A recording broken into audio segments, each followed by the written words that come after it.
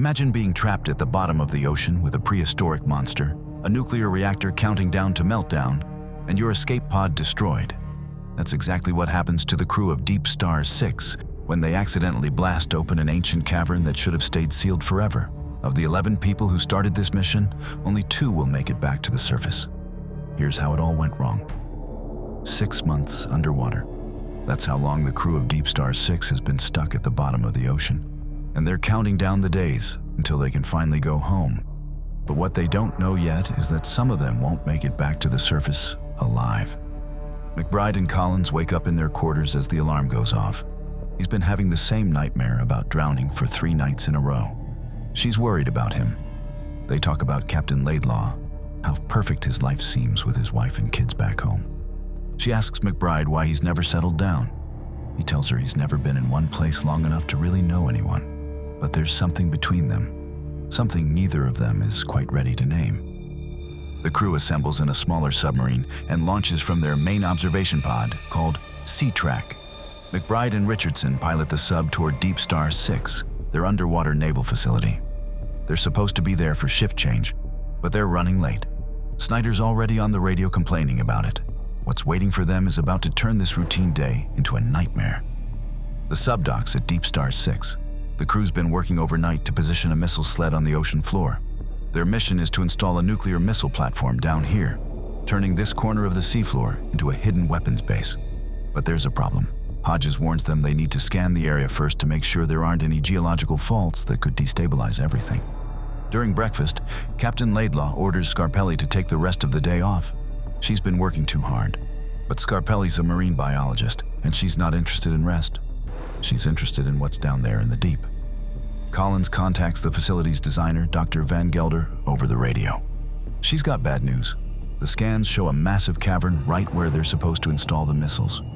Regulations say they can't put the platform there. But Van Gelder doesn't care about regulations.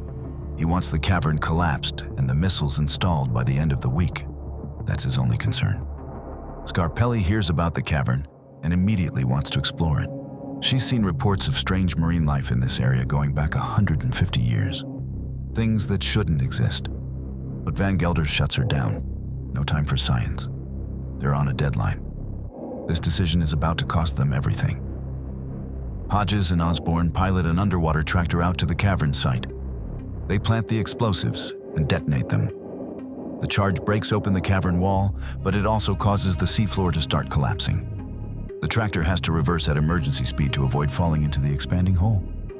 Collins, watching from Sea-Track, tells them to send down a small probe to see what's inside the cavern. The probe descends into the darkness. It goes deeper and deeper until suddenly something attacks it. The guidance cable snaps. They've lost the probe. Hodges makes a decision. He's going down there himself to retrieve it. He detaches the tractor's control section, which becomes a mini-sub, and descends into the cavern. They find the probe and start pulling it back when Osborne reports something on sonar. Something big. Something moving toward them fast. Hodges sees it at the last second. The sheer size makes him panic. He starts to call in an emergency to Collins, and then the signal cuts out. Complete radio silence. Back at Sea-Track, Berciaga frantically searches for the sub on sonar. There's nothing. No contact at all.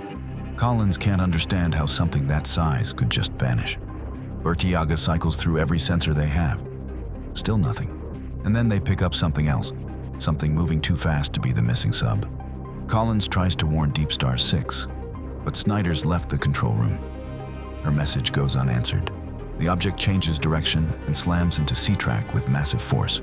Collins declares a mayday as the entire installation shakes. The creature attacks again and again, nearly pushing Sea-Track over an underwater cliff before it finally breaks off and disappears. Collins is badly injured. She checks on Berciaga and finds him trapped under heavy equipment, his legs completely pinned. She tries to free him, but it's no use. The weight's too much, and water's flooding in through hull ruptures. Captain Laidlaw and McBride launch a rescue mission. On the way to Sea-Track, their sonar picks up the same contact Collins detected. Laidlaw's stunned by how fast it's moving. He orders them to stop the sub, blow the ballast tanks, and shut down all the lights. For about a minute, they sit in complete darkness and silence. The object seems to lose interest and moves away. But it's still out there, hunting. They reach Sea-Track and see the devastation. The installation's tilted at a dangerous angle, balanced on the edge of an underwater cliff. They manage to dock and work their way inside, finding Collins and the trapped Bursiaga in the control room. But as they start the rescue, Sea-Track shifts violently. They check Bursiaga's pulse. He's already gone. They begin evacuating, but the installation shifts again. A hatch slams shut, trapping Captain Laidlaw. His back's broken. There's no way to get him out. Collins and McBride refuse to leave him. But while they're trying to manually open the hatch, Laidlaw makes a choice. He throws a switch that floods the compartment he's in. Collins and McBride are forced to abandon him. They reach their sub and undock just as Sea-Track lurches one final time and collapses over the side of the cliff, taking Captain Laidlaw with it into the abyss. Back at DeepStar Six, Collins explains what happened. Scarpelli thinks the lights on the probe and Sea-Track must have attracted whatever's out there. The message comes through from the surface. They're authorized to evacuate. Everyone starts preparing to leave. During a medical exam, the doctor hears something unexpected. A second heartbeat. Collins is pregnant, she tells McBride, and his reaction is immediate and positive. Maybe when they get back to the surface, things can be different for them, but they can't leave yet. Van Gelder brings up the missiles. They can't just abandon nuclear weapons on the ocean floor. Someone has to secure them first. That someone is Snyder. What happens next changes everything. Snyder starts the procedure to secure the missiles. The computer asks him to enter the reason they're being abandoned. He types in one word, aggression, but the computer interprets this as enemy military aggression and asks if it should detonate the missiles. Snyder, not understanding what's happening, confirms. The computer begins a countdown. Van Gelder realizes what's about to happen and screams at everyone to brace for impact. A massive nuclear shockwave hammers into DeepStar Six. The structure survives the blast, but the damage is catastrophic. Fires break out everywhere. Water floods into multiple compartments. Once the fires are out and the flooding's contained, Van Gelder delivers the bad news. The crew quarters are flooded. The oxygen generation system's been destroyed. They have maybe 8 hours of breathable air left. But that's not even the worst part. The reactor that powers DeepStar Six has been damaged. It's going to explode in a few hours. And the escape pod? The decompression system's offline. Without it, they can't safely reach the surface. They're trapped at the bottom of the ocean with a nuclear reactor counting down to meltdown. Collins studies the damage and finds a solution. They can reroute power around the damaged lines and get the decompression system working again. The crew immediately starts making the modifications. But someone has to go outside in a diving suit to complete the repairs. That's Richardson's job. Richardson puts on a bulky deep dive suit and goes outside DeepStar Six. He's working on a critical weld when he realizes something's wrong. He can feel it. Something's out there with him. He sends a frantic message about getting back to the airlock. The crew assumes he's finished and triggers the retrieval system to bring him back inside. As the suit rises out of the water in the airlock chamber, they rush to release Richardson. Then Snyder sees it. Something else is in the airlock with them. Before they can react, a massive crab-like creature emerges from the water. It's covered in a black and orange shell, with claws the size of a man. The thing reaches up and bites Richardson in half, tearing through the reinforced diving suit like paper. Everyone scrambles to evacuate the room. The creature lunges forward and grabs Scarpelli. She doesn't have time to scream.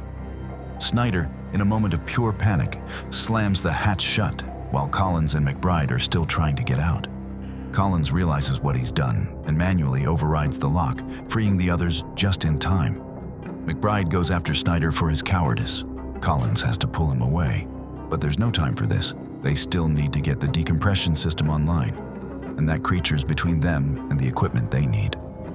Van Gelder examines what they saw.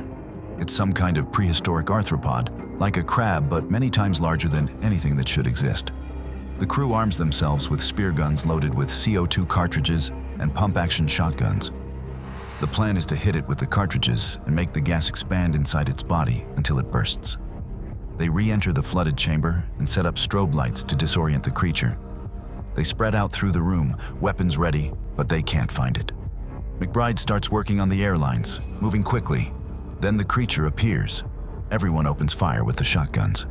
In the chaos, Van Gelder slips and falls backward onto Snyder's spear gun. The CO2 cartridge lodges in his chest and starts expanding. Part of Van Gelder's chest inflates grotesquely and then explodes. Snyder watches in horror as the man who designed DeepStar Six is gone in seconds. He drops his weapon and runs. Back in the safe area, the survivors try to deal with Snyder. He's convinced everyone blames him for Van Gelder's death, even though they all saw it was an accident. Dr. Norris manages to calm him down enough to give him a sedative, but it's clear Snyder's mind is fracturing. Collins, McBride, and Norris go to prepare the decompression pod. They leave Snyder alone, sedated and quiet. That's when Snyder starts seeing things. Van Gelder appears to him, accusing him, blaming him for everything. Snyder completely loses his grip on reality. He runs to the escape pod and launches it, bypassing the entire decompression sequence. The pod rockets toward the surface. Inside, Snyder's nose starts bleeding. Then lesions form on his arms and face. The pressure change is destroying his body from the inside out. The bleeding intensifies until his entire body can't handle the stress. Snyder explodes inside the pod. In the remaining safe area, the three survivors take stock of their situation. Collins, McBride, and Norris. They've got 3 hours before the reactor explodes. McBride looks at Collins and asks her to marry him. She says yes. McBride has an idea. If he can swim through the flooded sections of DeepStar Six, he can reach the mini-sub they arrived in and bring it around to the decompression chamber. It's their only chance. He goes. While he's gone, Collins and Norris hear something. A tapping sound at the hatch. They think it's McBride and open it. A wall of water slams into them. They fight to close the hatch again. Norris shouts for Collins to get into the pressure chamber. As Collins climbs in, they hear movement in the water. The creature's in the room with them. Norris grabs a defibrillator from a medical station. The creature attacks. She tries to shock it, but it doesn't work. The paddles recharge. Norris waits for the creature to come close again, then plunges the defibrillator paddles into the water. The electrical current surges through the water. Norris convulses and collapses. The creature thrashes violently, badly injured, and then slips beneath the surface. Collins scrambles into the decompression chamber and finds McBride already there. He made it. They watch as the creature seems to die, its massive body sinking into the water. Hours later, an alarm sounds. Decompression's complete. They've got minutes before the reactor blows. McBride and Collins race to the mini-sub and launch just as the reactor goes critical. The underwater explosion sends massive shockwaves through the ocean. They fight their way through the turbulence, the sub getting tossed around like a toy. They break the surface. Collins and McBride deploy a life raft and start climbing in. That's when the creature suddenly surfaces right next to them. It's not finished. The thing attacks the sub with McBride still on it. He can't get free. In a split-second decision, McBride releases all the sub's remaining fuel and fires a flare gun directly into it. A massive fireball erupts around the sub. The flames rage for several minutes before the sub finally explodes. Collins watches in horror, certain McBride's gone. The creature thrashes in the flames and then goes still. It's finally over. Collins is on the verge of giving up when she sees movement in the water. McBride surfaces, alive. They embrace in the life raft as the camera pulls back, showing 2 survivors floating alone on a calm, empty sea.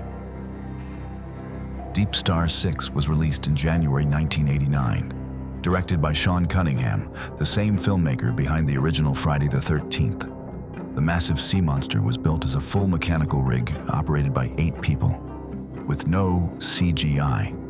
For an $8 million budget, they created something genuinely terrifying that still holds up today. If you enjoyed this recap, please hit that like button and subscribe for more deep dives into horror and sci-fi horror films. Let me know in the comments which underwater creature feature you'd like to see covered next. Thanks for watching.